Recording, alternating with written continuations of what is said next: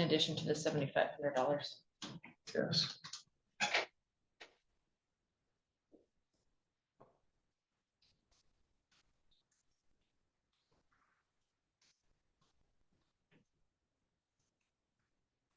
I don't think the defendant was here on June 25th. I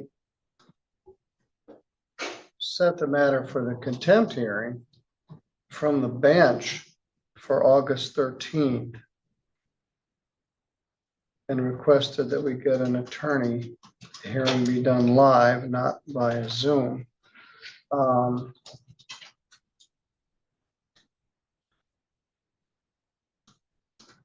believe Mr. Jelinek was present via Zoom. Was he? Yes, All it right. was. Then he knows about this hearing. Yes. You've placed a municipal lien on the property for $7,500. We need to do something with that check.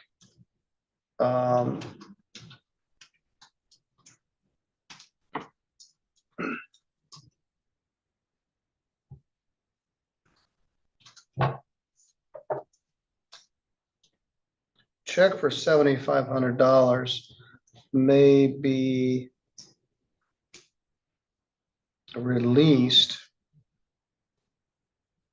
to Constantine Township to be held in trust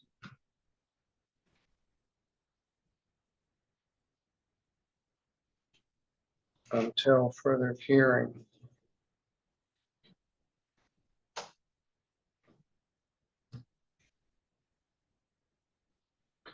At some point, my intention was to take some testimony regarding the contempt.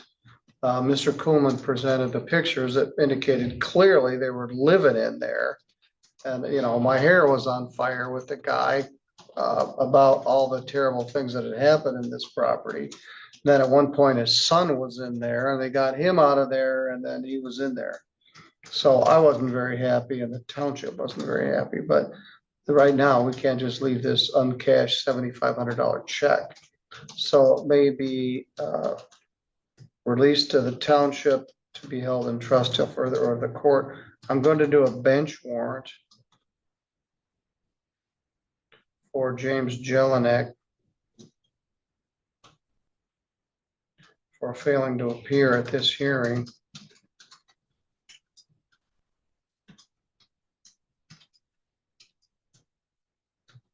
Can I just clarify when I turn this over, when you say in trust, can that be with commingled funds or does this need to be in an isolated account or?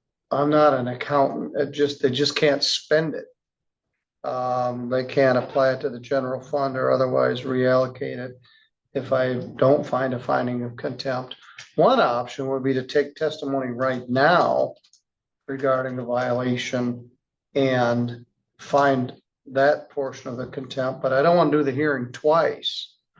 If and when we find him, if we don't, then the township can ask for a hearing to release the funds permanently.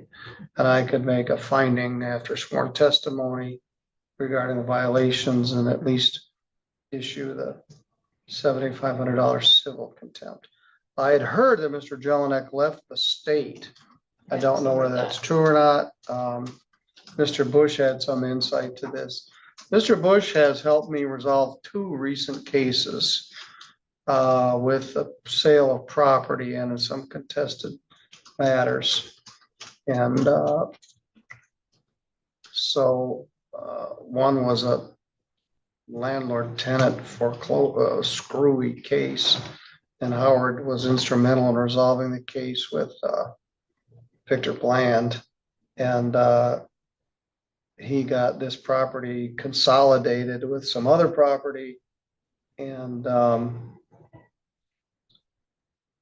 anyway, I appreciated his help, but Mr. Jelinek knew this day was coming, took, I guess, the other proceeds of the sale and left the state.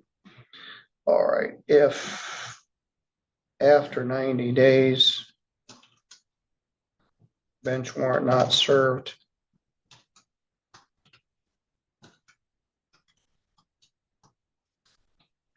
Township can request hearing to forfeit the $7,500.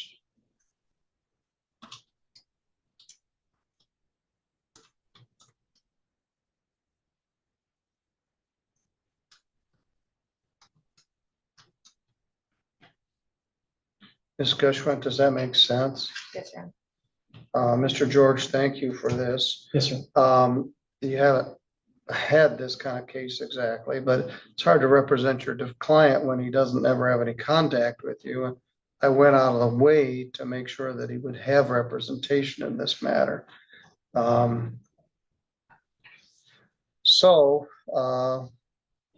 The township is still requesting jail, and it's still a realistic possibility, so we'll see.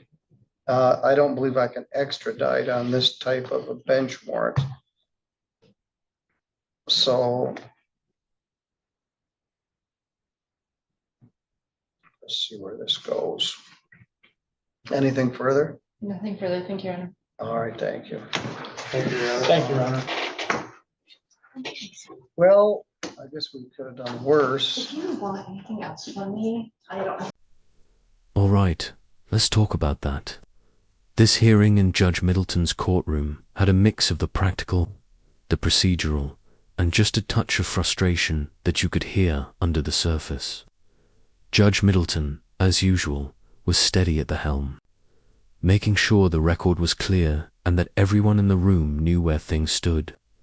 He showed that balance he's known for, firm when he needed to be, but always careful not to overstep what the law allows. You could tell he wasn't pleased with how things had unfolded, especially with the defendant, James Jelinek, not showing up when he knew very well the day was coming. That kind of absence puts the court in a tough spot, and Middleton handled it with patience, but also with a clear line in the sand. He issued a bench warrant to underline that court orders aren't optional. Now, the defendant's behavior, rather, his lack of presence, was the big story here. From the testimony and discussion, it sounded like Jelinek had taken proceeds from a property sale and possibly left the state, which explains the court's difficulty in bringing him back before the bench.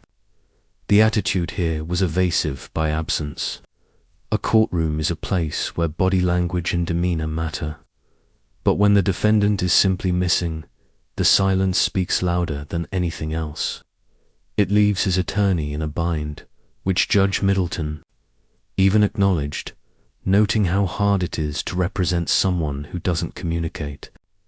That acknowledgement was both practical and empathetic. Middleton wasn't blaming the attorney, just recognizing the difficulty. On the attorney's side, you had parties doing their best to keep things on track. Mr. Bush, in particular, drew some praise from the judge for his role in helping to resolve previous sticky property cases, and it was clear he brought a level of credibility to the proceedings. There wasn't a lot of theatrics here. Instead, it was more about making sure the money, specifically that $7,500 check tied up with the township, wasn't left floating in limbo. That's where the practical side of the hearing really came in. Judge Middleton was methodical, setting the check to be held in trust until the matter could be resolved, emphasizing that the township couldn't spend it or fold it into general funds until the contempt issue was sorted out. That shows his eye for detail and fairness. Keep the funds safe, keep the process clean, and wait until there's sworn testimony before making a final call.